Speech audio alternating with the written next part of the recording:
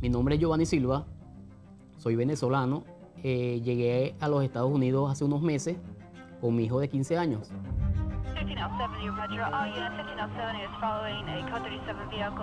Y bueno, una mañana yéndose al colegio, me lo arrollaron.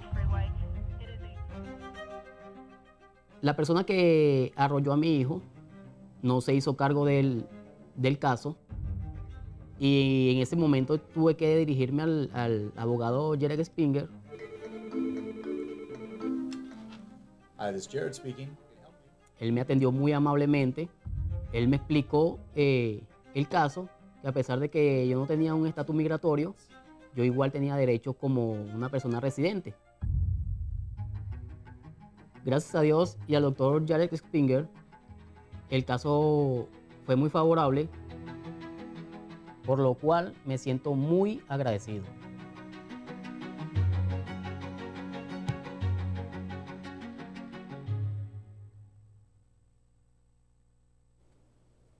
Regresamos con Agárrate. A lo mejor tu caso es el siguiente. Tienes un permiso de trabajo temporal aquí en Estados Unidos y estás trabajando, cobrando 10 o 12 o 13 o 15 dólares la hora, pero no tienes estatus migratorio ni posibilidades de tenerlo, solamente un permiso de trabajo temporal por un TPS, etc. Bueno, hay una empresa aquí en Estados Unidos que te quiere contratar y quiere patrocinarte la certificación laboral, de manera que tengas un buen trabajo con más de 20 dólares el pago por hora y además con un estatus migratorio. Es decir, la certificación laboral te lleva muy rápido a una residencia permanente aquí en Estados Unidos. Esa empresa, repito, te va a patrocinar, te va a contratar, te va a dar un trabajo estable y te va a dar estatus migratorio. Pero todos los detalles lo tienen nuestros aliados de UCIA Legal. Escríbeles al número que tienes en pantalla, que es un WhatsApp. Pide tu primera cita, que va a ser totalmente gratis, y hazle todas las preguntas que tengas acerca de esta gran oportunidad.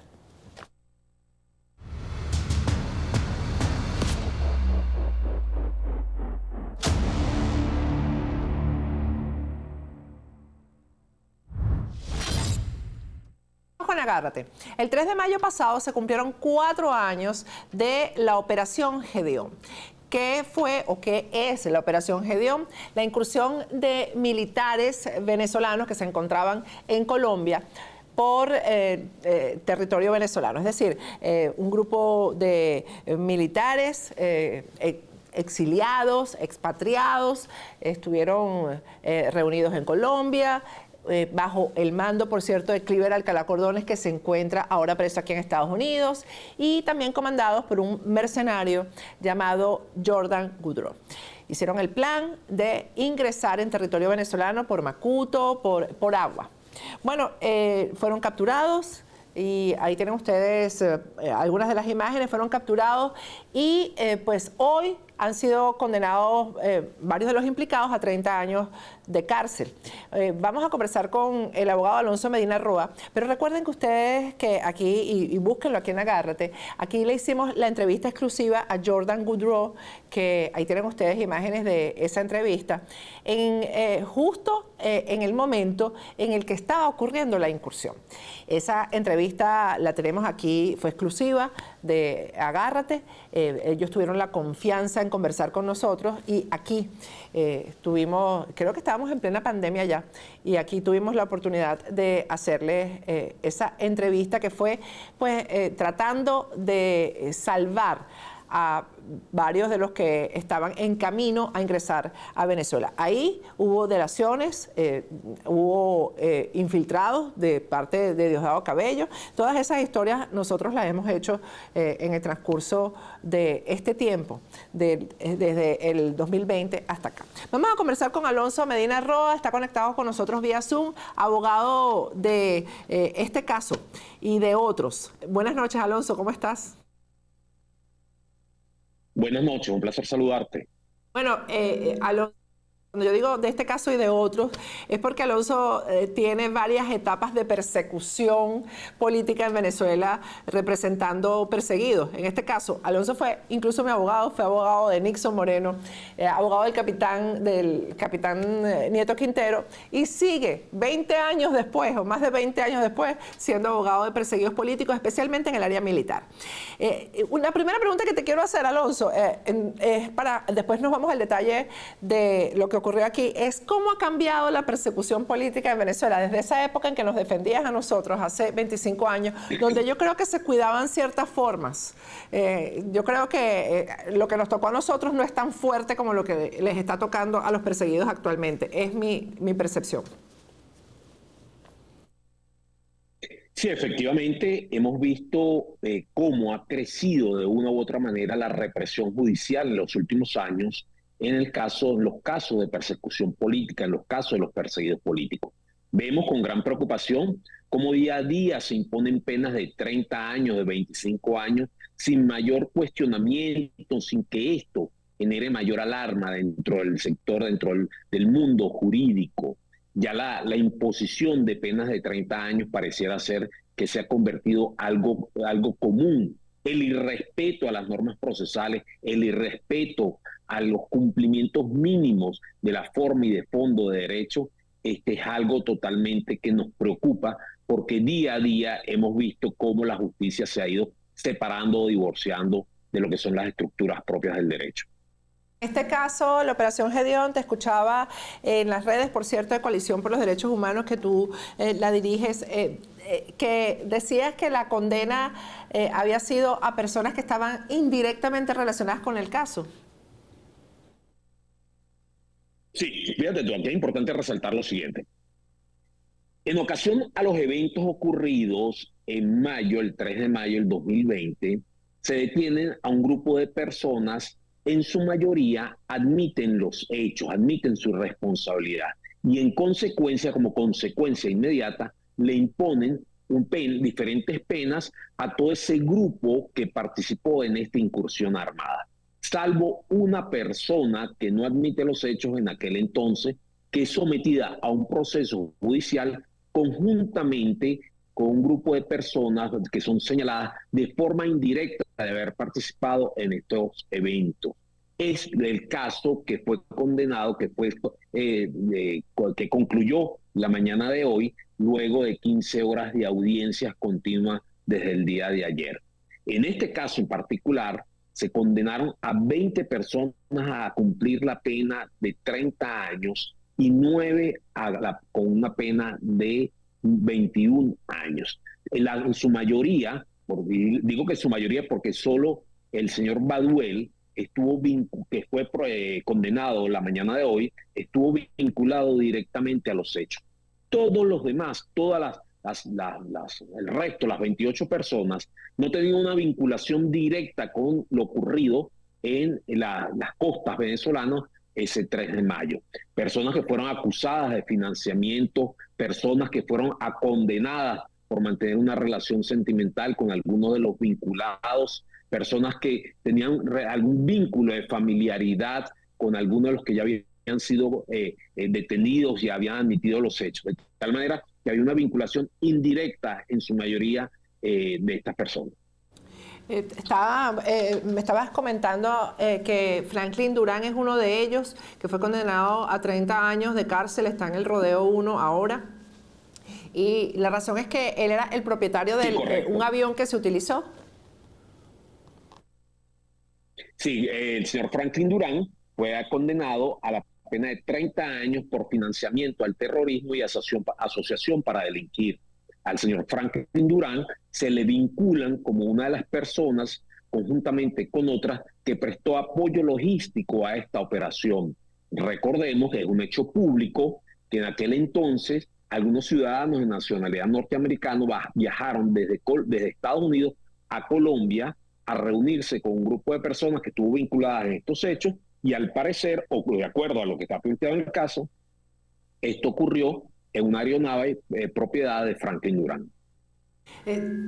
Hablábamos también antes del programa, Alonso, esto de condenar a 30 años de cárcel, esto no se veía antes, ni siquiera a los peores homicidas se les condenaba a 30 años de cárcel. Ahora se les dan 30 años con una ligereza a todo perseguido político, y en el segmento anterior conversaba con el coronel Antonio Guevara. Decimos que esto es un mensaje que justo en este momento, a 2 meses de las elecciones, se le está enviando a los militares, como para que decirle, mira, cuidado, te pones cómico o te pones en algo, porque mira, te van 30 años de cárcel dirigidos y de una forma bien ligera, ¿no? En este caso en particular, que fue sentenciado la mañana de hoy, hay 10 oficiales, 10 militares, algunos en situación de actividad y otras en retiro, vinculados. Estos militares inclusive habían sido detenidos días antes de la operación Gedeón, por lo menos 15 días antes, por una investigación totalmente distinta a lo que estaba planteado en la operación Gedeón. Habían sido detenidos por funcionarios de la Dirección General de Contrainteligencia Militar por una investigación que ellos estaban realizando totalmente divorciado de la operación Gedeón. Cuando ocurre el tema de la invasión, el tema de la incursión por las costas venezolanas, unen ambas causas, y ahora estos oficiales, estos militares, fueron condenados a cumplir penas de 30 años de prisión. Evidentemente que esto nos alarma, porque recientemente también vimos personas vinculadas o que relacionaron con los sucesos del 30 de abril, que se le impusieron penas de igual de 30 años. Hay una gran ligereza en todo esto. Pero hay otro punto, Patricia, que nos preocupa enormemente.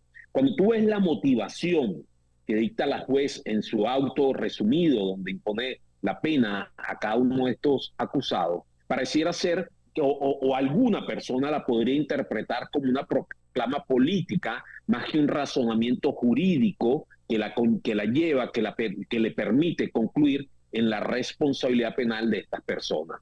Esto fue un pronunciamiento muy político, muy divorciado del derecho, muy ajeno a la dogmática y a las estructuras del derecho, inspirado o fundado simplemente en razones de carácter político. Esto obviamente nos genera una vez más un gran ruido, una gran preocupación como ciudadanos y una gran preocupación como personas vinculadas al mundo del derecho. ¿Quién es la juez del caso, Alonso? La juez del caso, esta causa fue conocida por el Tribunal Primero de Juicio con competencia en delitos de terrorismo, un tribunal que está presidido por la abogada Eni Carolina López. Que la he oído en casos anteriores, no es el primer caso político que tiene en sus manos. Correcto. Ese reincidente, por decirlo de alguna manera. ¿Puedes recordar algo de lo que ella, de la motivación de ella, de lo que dijo, de lo que expuso, los razonamientos que en este caso no serían jurídicos sino políticos? Claro, con mucho gusto. Fíjate tú, ella, por ejemplo, ella plantea que estas personas, de una u otra manera, estarían vinculados a actos que atentarían contra líderes fundamentales como el señor Nicolás Maduro y el señor Diosdado Cabello, que estos actos como tal, podría ser uno de los actos que afectaría, uno de los actos que afecta, genera mayor impacto sobre la soberanía nacional, afectando las instituciones políticas del país. Obviamente la respuesta puede ser institucional, la respuesta que tú me des. ¿Esto tiene alguna apelación? Obviamente ella tomó una decisión dirigida desde arriba. ¿Alguien podrá hacer algo con respecto a esto?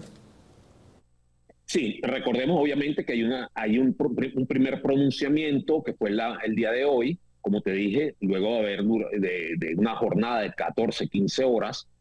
Ahora el juez, el tribunal, tiene un lapso para pronunciar, para publicar el extenso de la sentencia. Una vez que esta sentencia esté publicada en su totalidad, comienza a correr un lapso para ejercer el recurso de apelación. Evidentemente que vamos a ejercerlo, ¿ok?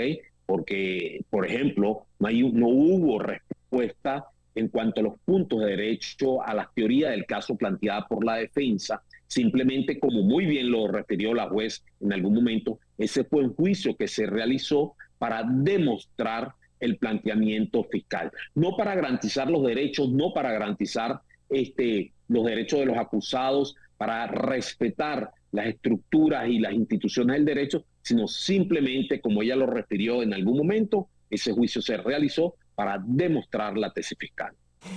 Alonso, ¿a quiénes defendiste tú en este caso? En este caso particular, tuve la oportunidad de defender al capitán Dimas Murillo, al primer teniente Richard Alemán, al señor Ángelo Rosales, a la señorita Carla da Silva y al señor Oreste Esquiao. He entendido que hay una persona que era simplemente la pareja sentimental de uno de los involucrados, es decir, que no tenía nada que ver.